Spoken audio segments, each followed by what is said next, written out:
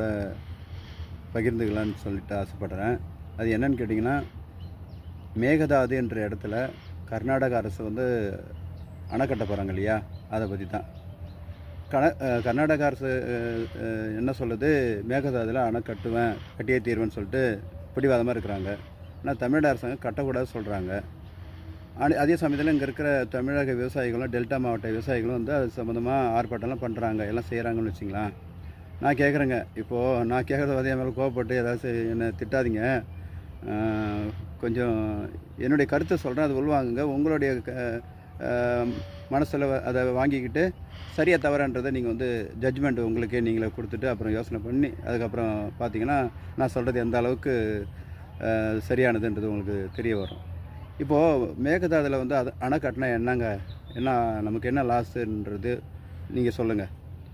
ஏன்னா விவசாயிகள்லாம் என்ன சொல்கிறாங்கன்னா, டெல்டா மாவட்டத்து விவசாயிங்க வந்து அங்கே அணை கட்டினாக்கா நம்ம மாவட்டத்துக்கு ஒரு பெட்டு தண்ணி கூட வராது. எந்த மாவட்டத்துக்கு? டெல்டா மாவட்ட விவசாயிங்களாம் இருக்காங்க இல்லையா, அந்த ஏரியாவுக்கு ஒரு பெட்டு தண்ணி கூட வராதுன்ட்டு சொல்கிறாங்க. இப்போ மட்டும் எங்கெங்கே வந்துக்கிட்டு இருக்குது தண்ணி?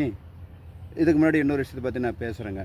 இப்போது காவிரி மேலாண்மை வாரியம் கூடி இந்த வருஷத்துக்கு கொடுக்க வேண்டிய தண்ணியை வந்து கர்நாடக அரசாங்கம் கொடுக்கணும் அப்படின்னு சொல்லிட்டாங்க.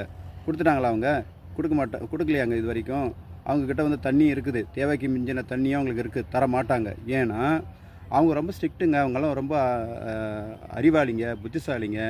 நாமளும் தான் அறிவாளிங்க, புத்திசாலிங்க. நம்மளை வந்து நான் குறைச்சி அண்டர் எஸ்டிமேட் பண்ணல. அவங்க வந்து தான் மாநிலம் நல்லா இருக்கணும், தான் மக்கள் நல்லா இருக்கணும் அப்படின்னு நினைக்கிறாங்க. ஆனால் நம்ம ஆளுங்கள் அப்படி கிடையாதுங்க. இங்கே இருக்கிற கனிம வளமாக இருக்கட்டும், இங்கே இருக்கிற தண்ணியாக இருக்கட்டும், இங்கே இருக்கிற எதுவாக இருந்தாலும் வெட்டி மற்ற மாநிலத்துக்கு எங்கெங்கெல்லாம் விற்கணும் எடுத்துகிட்டு காசு ஆக்குறவங்க. ஆனால் அவங்கெல்லாம் அவங்கக்கிட்டேருந்து ஒரு பெட்டு மண்ணை கூட யாருக்கும் தரமாட்டாங்க.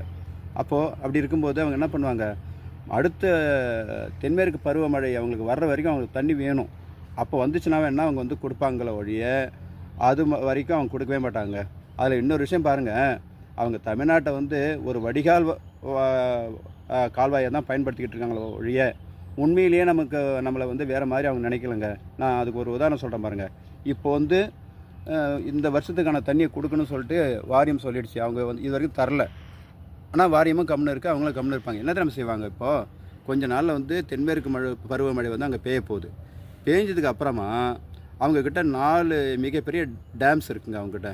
அந்த டேம்ஸ் எல்லாம் ஓவர்ஃப்ளோ ஆன உடனே அவங்க என்ன பண்ணுவாங்க, மீத வரக்கூடிய தண்ணி வந்து அவங்களால வச்சிக்க முடியாது. அவங்க வேறு எங்கே வச்சுப்பாங்க? அவங்களுக்கு தேவையை மீறி அவங்க வந்து டேம்ஸ் வச்சுருக்குறாங்க. நம்ம தான் வந்து